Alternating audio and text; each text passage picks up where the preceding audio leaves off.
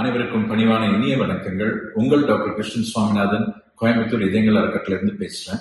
இன்னைக்கு ஒரு முக்கியமான டாபிக் பேச போறேன். முதல்ல சர்க்கரை நோய் என்றால் என்ன டாக்டர் அப்படின்னு நிறைய பேர் கேட்கிறாங்க. இதுக்கு பல விதமான டெபினிஷன் இருக்கு. என்னுடைய 30வது வருட சர்க்கரை நோய் மருத்துவம் இது. ஒரு ஹிஸ்டாரிக்கல் டெபினிஷன் இருக்கு. அதாவது டயபிட்டிஸ் மெலிட்டஸ் அப்படின்னு ஆங்கிலத்தில் சொல்லும். டயபிட்டிஸ் என்றால் ஒரு வடிகால் என்ற அர்த்தம். உடம்பு வழியா நீர் ஓடிக்கொண்டே இருக்கும். மெலிட்டஸ் என்றால் இது ஒரு லத்தீன மொழி வார்த்தை, தேன் என்பதற்கு பொருள். எனக்கு அந்த யூரின் வந்து ரொம்ப ரொம்ப ஸ்வீட்டா இருக்குமா. நீங்க நம்புவீங்களா? இத 1600 தாமஸ் வில்லிஸ் ஒரு டாக்டர் அவரோட பேஷண்ட்ஸ் யூரினை டேஸ்ட் பண்ணி அந்த சுகர் இருக்கிறது கண்டுபிடிச்சுதான் டயபிட்டிஸ் கண்டுபிடிச்சாராம். நல்ல வேளை இப்ப எங்களுக்கெல்லாம் குளுக்கோமீட்டர் இருக்கு, இந்த அவலம் கிடையாது. பட் டயபிட்டிஸ் மெலிட்டஸ் என்றால் கிரேக்க மொழியில் வடிகால், லத்தீன மொழியில் மெலிட்டஸ் என்றால் தேன். இது ஹிஸ்டாரிக்கல் டெபினிஷன்.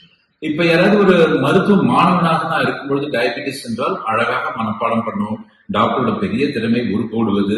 சர்க்கரை நோய் என்றால் ரத்தத்தில் சர்க்கரை அளவு கூடுதலாக இருக்கும். காரணம் இன்சுலின் என்ற ஒரு ஹார்மோன் குறைவாக வேலை செய்வதனாலோ தடை ஏற்படுவதனாலோ சுகர் கூடும். இதுதான் ஒரு மருத்துவ காலேஜ் டெபினிஷன். இதுக்கு எனக்கு கோல்டு மெடல் கிடைச்சிருக்கு என் ப்ரொஃபசர் கிட்ட இருந்து. பட் இப்ப 30 வருடம் கழிச்சு ஒரு எக்ஸ்பீரியன்ஸ் டயபிட்டிஸ் டாக்டர் யாராவது சர்க்கரை நோய் என்றால் என்ன என்று கேட்டால், ஒழுங்காக கட்டுப்படுத்தப்படாத சர்க்கரை நோய் ஒரு அமைதியான கொலையாளி. இதுக்கு ஒரு மரியாதை கொடுத்துடலாம? நம்ம நினைக்கிற மாதிரி உருளைக்கிழங்கு பத்தியோ சேப்பங்கிழங்கு பத்தியோ பேசுற நோய் மட்டும் கிடையாது. இதை ஒழுங்காக பார்த்து கொள்ளவில்லை என்றால் இது மாரடைப்பு, வாதம், கண்குருடாகுதல், கிட்னி பழுதாகுதல், கால் எடுத்தலில் கொண்டு போய் முடியும்.